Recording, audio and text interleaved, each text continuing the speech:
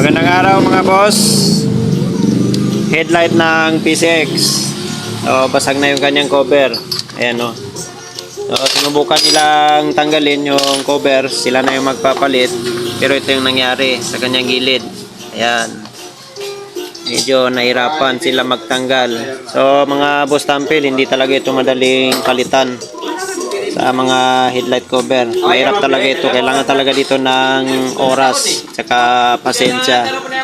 Kasi kung pupwersahin, ito yung mangyayari. Ganyan yung mangyayari. So, kaya dito na lang dinala sa Tampil Motor Shop.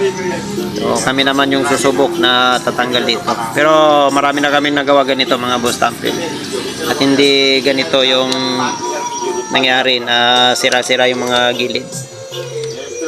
Alright, so post ko na lang mamaya ito pag natapos na. A few moments later. Ayan mga boss, natanggal na yung dating headlight cover na basag na. So madali lang. Para sa amin madali lang. Ayan. Hindi na nahirapan yung headlight.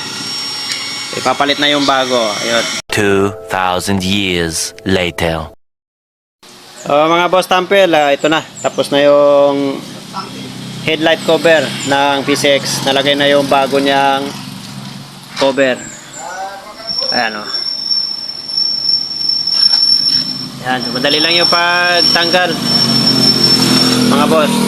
Pag may experience na tayo sa pagtanggal at saka yung tools na kailangan natin dito. Para hindi masira yung mga gilid niya. Kasi kung pupwersahin mo ito ligwat, ang mangyayari, masisira yung gilid niyan mga boss. So kailangan talaga dito ng yung tools na gagamitin. So ito na yung dati na lens.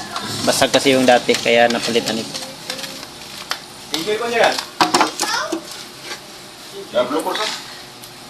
So ayan na, okay na boss.